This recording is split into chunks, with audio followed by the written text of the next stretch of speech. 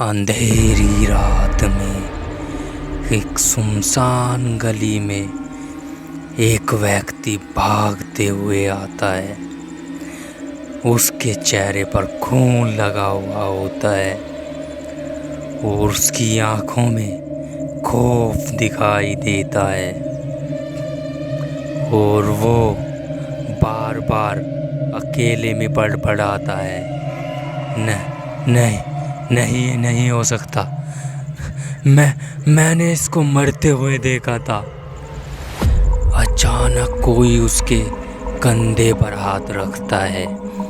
वो घबराते हुए पीछे पलटता है।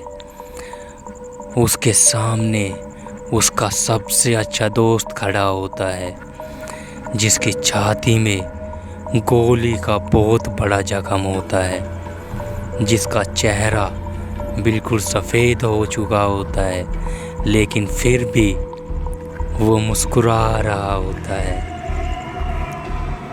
तभी हमारा सीन शिफ्ट होता है एक हफ्ते पहले।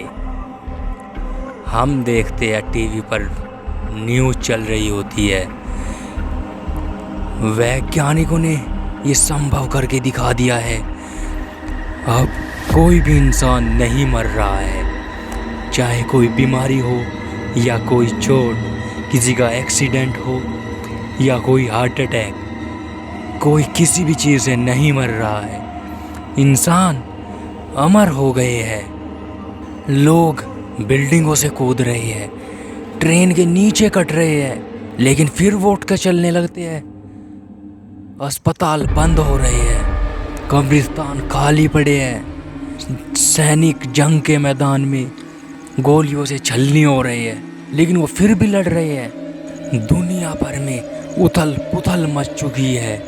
इंश्योरेंस कंपनी बंद हो रही है। जेल कैदियों से भरी पड़ी है, क्योंकि अब उनको फांसी भी नहीं दे सकते। आबादी बढ़ती जा रही है, खाने पीने की चीज़ें ख़त्म हो रही है। अभी हमारा सीन शिफ्ट होता है करण की पत्नी पर, जो कि अमरता को लेकर कुछ ज़्यादा ही सीरियस हो चुकी थी। वो रोज़ नए नए खतरनाक स्टंट करने लगी थी। कभी चाकू से खुद को काट लेती, कभी बिल्डिंग पर चढ़कर वहाँ से कूद जाती, लेकिन वह फिर उठकर चलने लगती। और ये सब से करण परेशान हो चुका था और उसको उसकी चिंता होती है। एक दिन करण बाहर काम से गया होता है। फिर जब वो घर पर वापस लौटता है तो वो देखता है उसकी वाइफ वहाँ से गायब हो चुकी होती है। पूरा घर बिखरा पड़ा होता है, दीवारों पर खुरेचों के निशान होते हैं और अचानक उसके पास एक अनजान नंबर से एक वीडियो आती है। तभी वो उस वीडियो को देखता है। उस वीडियो में मीरा कुर्सी पर बंधी होती है, उसके चेहरे पर चोट के निशान होते हैं। उसके बाजू में एक नकाबपोश खड़ा होता है। तभी नकाबपोश कड़क आवाज में बोलता है, अगर अपनी पत्नी को जिंदा देखना चाहते हो तो मुझे 10 करोड़ रुपए चाहिए। तभी उसकी पत्नी जवाब देती है, देखिए ये मेरा कुछ नहीं उखाड़ सकते, क्योंकि अब कोई नहीं मरता, ये मुझे नहीं मार सकते, तो आप इनको कुछ मत देना।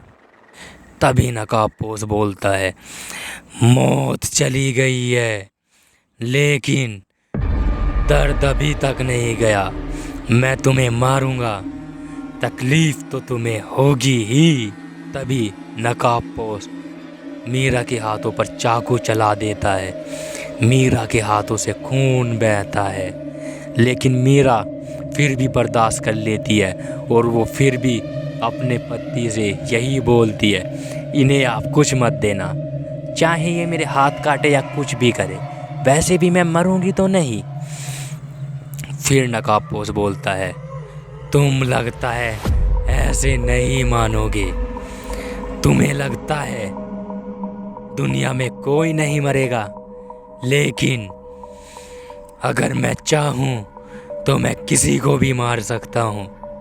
हाँ, मैंने मौत को मारने की दवाई बना ली है। तभी वो नकाबपोश वो शीशी लेके आता है उनके सामने और बोलता है, यही वो दवाई है जिससे मैं जिसको चाहूँ उसको मार सकता हूँ। फिर मीरा जवाब देती है, क्या मजाक कर रहे हो? हमको पता है तुम सिर्फ ये पैसों के लिए कर रहे हो। हमको पता है कोई इससे नहीं मरने वाला। तभी वो नकाबपोश वहाँ पे खड़े एक व्यक्ति पर उस दवाई से भरा इंजेक्शन लगा देता है। तभी वो व्यक्ति दर्द से चिल्लाने लगता है और कुछ ही सेकंड में वो व्यक्ति धूल बन के उड़ जाता है। और तभी और फिर उस कमरे में सन्नाटा फैल जाता है और वो नकाबपोश कड़क आवाज में बोलता है, क्यों, क्या हुआ? अब बोलो ना। अभी तक तो बहुत कचर कचर जवान चल रही थी ना। तभी फिर करण बोलता है, देखिए आप इसे कुछ मत कीजिए। मैं आपके लिए पैसे का इंतज़ाम कर दूंगा, लेकिन मुझे थोड़ा वक्त चाहिए। मैं आपके लिए जो आप बोलोगे मैं वो करूंगा। नकाबपोश बोलता है, ठीक है, मैंने अपना पता तुम्हारे नंबर पर भेज दिया है। जल्दी से जल्दी पैसों का इंतज़ाम कर मेरे पास पहुंचो।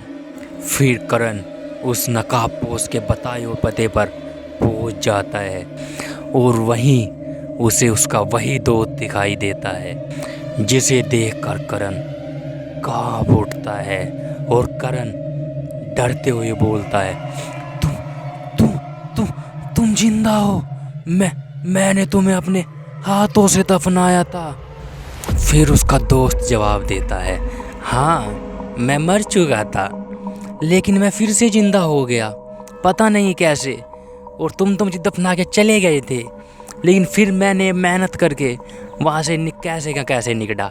और हाँ, एक बात बताऊँ, मैं अकेला नहीं हूँ, मेरे साथ वहाँ जितने भी लोग थे वो सभी के सभी जिंदा हो चुके हैं। फिर राहुल उसे एक कमरे में ले जाता है जहाँ हजारों लोग जो मर चुके थे वो ऐसे ही जिंदा घूम रहे थे, लेकिन वो अब इंसान नहीं थे, अब वो कुछ और ही बन चुके थे। फिर राहुल बोलता है, हमने मरने के बाद अमरता पा ली है, अब हम तय करेंगे कौन जिएगा और कौन मरेगा। तभी राहुल वही दवाई निकालता है जो उस नकाबपोश के पास होती है और उससे भरा इंजेक्शन वो अपने हाथों में लगा लेता है और कुछ ही देर में उसका पूरा शरीर बूढ़ा होने लगता है।